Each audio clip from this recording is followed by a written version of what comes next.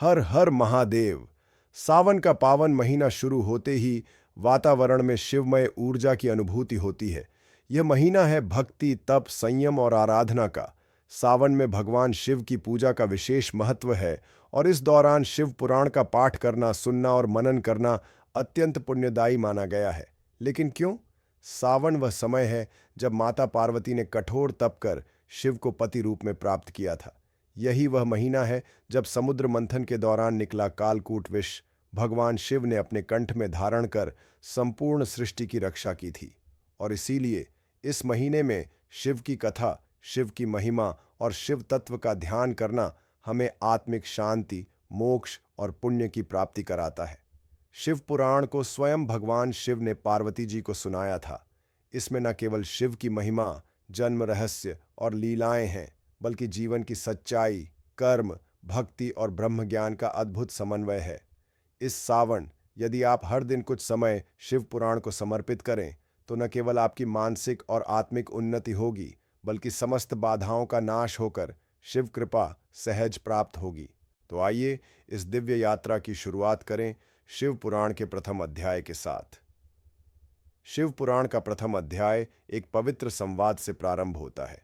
यह संवाद है सूत जी और महान ऋषियों के मध्य, जो नैमिषारण्य तीर्थ में एकत्रित होकर धर्म, ज्ञान और मोक्ष की चर्चा कर रहे होते हैं। ऋषिगण सूत जी से पूछते हैं, हे महात्मा, कृपया हमें ऐसे धर्म का ज्ञान दीजिए जो कलयुग के लोगों का कल्याण कर सके। ऐसा कौन सा ग्रंथ है जो केवल सुनने से ही मोक्ष दिला सकता है?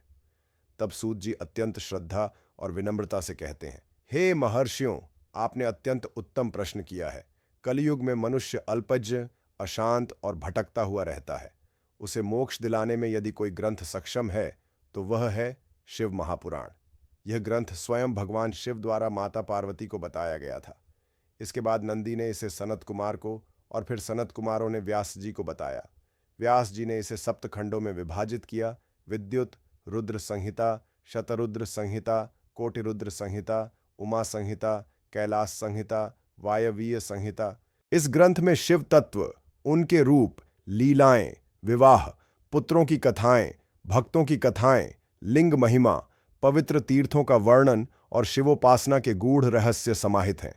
सूत जी बताते हैं कि जो मनुष्य इस पुराण को श्रद्धा से पढ़ता, सुनता और दूसरों को सुनाता है, वह जन्म मरण के बंधन से मुक्त होकर शिवलोक को प्राप्त करता है।